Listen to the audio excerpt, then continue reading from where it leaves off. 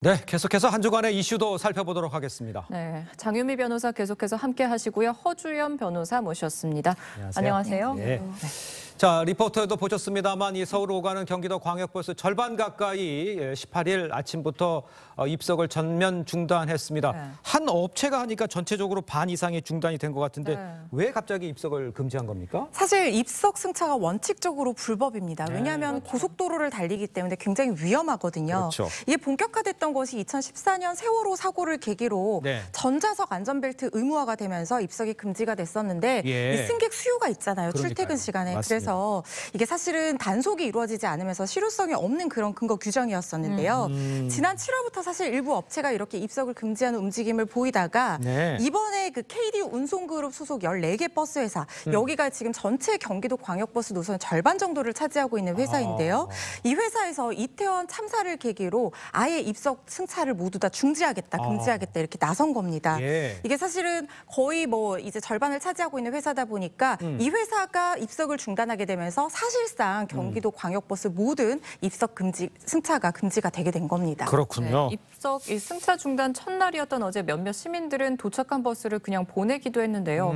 이게 사실 버스를 미리 좀 더 늘리거나 했었으면 좋았을 텐데 좀 불편이 컸을 것 같아요. 정말 출근길에 발을 동동 구르는 시민들이 많이 계셨는데 네. 분당에서 광화문으로 광역버스를 타고 출퇴근을 한다는 한 30대 회사원 인터뷰를 봤더니요. 네. 예. 내가 좀 이런 뉴스를 접하고 평소보다 한 2, 30분 빨리 나왔다는 거예요. 아하. 그런데도 이 서서 가는 사람들을 태우지 않다 보니까 세 대의 버스를 그냥 보냈다는 겁니다. 그래서 회사에 지각할 수밖에 없었다는 거고 SNS 등에도 아니 그 취지는 이해를 하겠지만 그렇다면 대체 편을 좀 추가 편성 충분히 해줘야 되는 거 아니냐라는 건데요.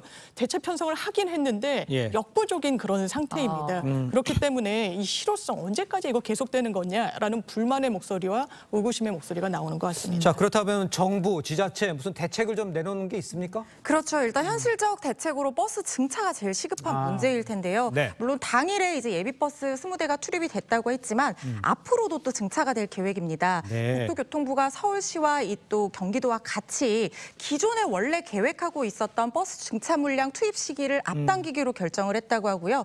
그렇게 되면은 내년 초까지 18개 노선에 정규버스 37대가 추가 편성이 되게 되는데 예. 좌석수로 보면은 4,500석 정도가 확보된 셈이어서 좀 숨통이 트이지 않을까 예상이 되고요. 네. 별도로 승객들의 혼란을 최소화하기 위해서 여러 가지 안내도 계속해서 이어나갈 계획입니다. 그렇습니다. 좀 지켜보도록 하고요.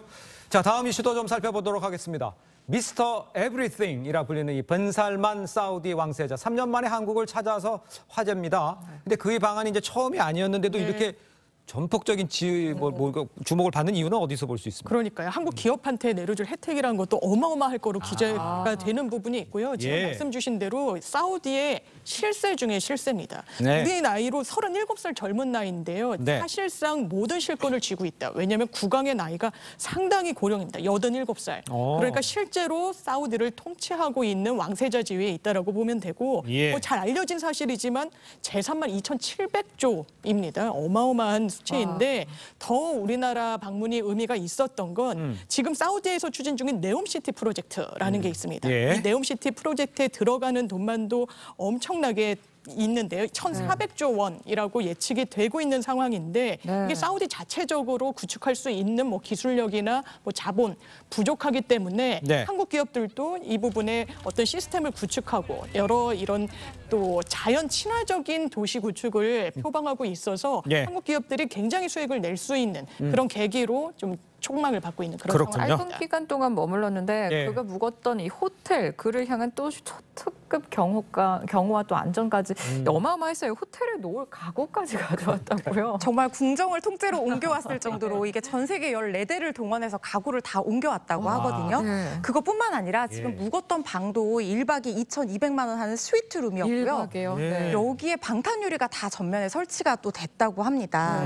이뿐만 아니라 객실 400여 개도 2주 동안 추가로 더 빌렸다고 하고 또 식기도 구입을 했다고 하는데요. 아침 식사와 오후 다과에 사용할 식기를 1억 원어치를 구매를 했는데 이전에 사용했던 식기는 이슬람 전통 방식으로 조리하지 않았던 음식이 담겼던 식기이기 때문에 이 할랄 방식으로 자신들이 조리한 음식을 새 식기에 담아 먹겠다 해서 1억 원어치 식기를 구입을 했다고 하고요.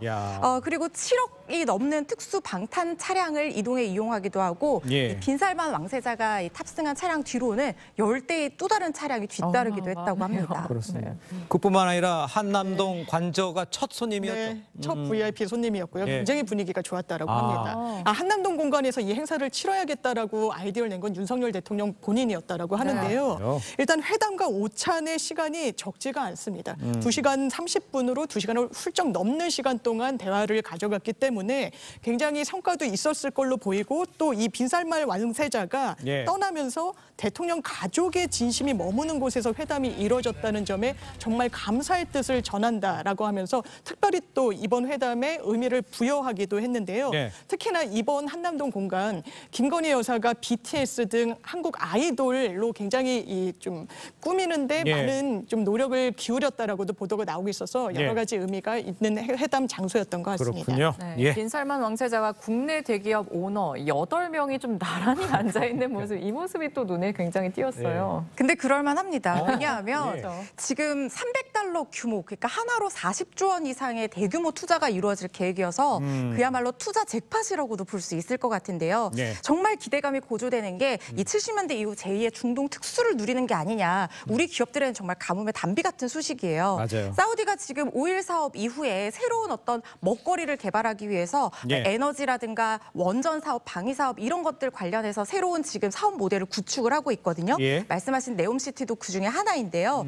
그 주요 파트너로 우리나라를 낙점을 한 겁니다. 이번에 지금 체결된 계약이나 투자 계약이나 양해각서만 하더라도 국내 주요 기업과 이 사우디 간에 26건이 지금 체결이 됐다고 하거든요. 예. 우리나라 총수들이 정말 열일 제치고 달려갈 만한 것 같습니다. 그렇습니다. 300억 달러, 40조 2천억 원 규모의 MOU가 체결됐다. 네. 이렇게 보시면 되겠습니다. 자, 다음 이슈도 좀 짚어보도록 하겠습니다. 정부가 사상 처음으로 이동통신사들에게 주파수 할당 취소 처분, 그러니까 통신사들에게 나눠줬던 주파수를 다시 회수하겠다 이런 겁니다. 이 이유가 뭔가요? 갑자기 이렇게? 정부가 내걸었던 이행 조건을 통신사들이 지키지 않았기 때문으로 보이는데요. 예. 최초의 28GHz 대역 할당 기준이요. 3년 내에 15,000개의 기지국을 설치하는 것이 조건이었는데 네. 여기에 대한 투자가 거의 이루어지지 않았다고 평가를 하게 된 겁니다. 예. 그래서 이번에 KT와 U+ 같은 경우에는 기준치 30점 넘기지 못해서 할당 취소 처분을 받게 된 거고요. 네네. SKT 같은 경우에는 이제 겨우 이 기준점을 넘겨가지고 예. 이용 기간 6개월 단축으로 지금 결정이 난 건데 정부는 이게 정책 문제가 아니라고 못 받고 있는 분위기입니다. 네네. 그러니까 사업자가 투자를 미흡하게 했고 제대로 이행을 하지 않았기 때문에 이런 상황이 발생한 것이어서 예. 굉장히 유감스럽다 이렇게 입장을 표명하고 있는 상황입니다. 그렇군요. 일단 통신사들은 네. 어떤 입장이죠? 일단 예. 6개월 단축 조치를 받은 SKT는 네. 송구하다. 이렇게 이야기를 하면서요. 수용하겠다고 밝혔고요. 예. 또 취소 처분을 받은 KT도 뭐 죄송하다는 취지로 이야기를 했는데 LG U+의 분위기는 좀 다른 것 같습니다. 예. 일단 유감스럽다라는 건데 예. 이 세 개사 중에서도 28GHz 대역 사업에 가장 많은 돈을 좀 투입을 하고 이 기축 사업에도 많은 비용을 들였다는 겁니다. 그렇기 때문에 왜 탈락했는지 좀 불만의 목소리를 내고 있고 또 SK텔레콤 같은 경우에는 이 정부의 어떤 뜻을 수용하겠다고 했는데 당장 내년 5월 말까지 15,000대 28GHz 기지국 구축해야 되는 좀 부담이 있습니다. 야. 하지만 이 부분도 적극적으로 수용하겠다는 입장을 공식적으로 내놨습니다. 알겠습니다. 네. 소식도 하나를 더 좀 짧게 좀 짚어보도록 하겠습니다. 자, 목포에서 목포 부동산 투기 혐의로 기소된 이 손혜원 전 의원 재판에서 대법 판결이 나왔어요. 판결 내용을 좀 짚어주시죠. 네, 대법원에서 손 전 의원의 부패방지법 위반은 무죄로 보고 네. 부동산 실명법 위반죄에만 벌금 1,000만 원을 선고했던 예. 그 원심을 그대로 확정을 했습니다. 말씀하신 것처럼 손 전 의원 2017년 당시 목포시의 도시재생 사업 계획을 미리 파악을 해서 네네. 조카 배우자가 이사장으로 있는 문화재단 명의로 이 예. 사업구역에 포함된 토지와 건물 14억 원어치 부동산 매입한 혐의로 기소가 됐었는데 네. 당초 말씀드린 이 부패방지법 위반과 부동산 실명법 위반 두 개의 혐의가 적용이 됐었는데요. 예. 이게 1심에서는 두 혐의가 다 인정이 돼서 실형이 선고가 됐었는데 2심에서는 업무상 알게 된 어떤 비밀을 차명으로 부동산에 취득하는 과정에서 예. 이 비밀 정보를 이용했다고 볼 어떤 증거가 부족하다라고 봐서 부패방지법 위반 혐의는 무죄로 선고를 해서 이 알겠습니다. 형량이 벌금형으로 가벼워진 겁니다. 예. 그런데 손 전 의원이 2019년에 목포의 차명인 제 건물이 확인이 되면 전 재산을 내놓을 것이다 이런 말을 했거든요. 그러니까요. 그런데 차명으로 무단으로 부동산을 매입한 혐의 이거는 인정을 받은 건데 인정을 그럼 어떻게 돼요? 유죄가 나왔죠. 그래서 네. 네티즌들도 아니 이 전 재산 어떻게 할 거냐, 그거에 환수되는 거냐 이런 네. 비판의 목소리 있는데요. 예. 일단 손혜원 전 의원 같은 경우에는 이런 부패방지법 위반, 그러니까 내부 정보를 빼돌렸다는 부분이 무죄로 선고된 부분에 좀 더 방점을 찍고 있는 것 같습니다. 그래서 예. 이제는 검찰과 언론이 책임을 질 시간이다 이렇게 언급하기도 했습니다. 알겠습니다. 자, 두 분 말씀은 여기까지 듣겠습니다. 고맙습니다. 네, 감사합니다. 감사합니다. 감사합니다.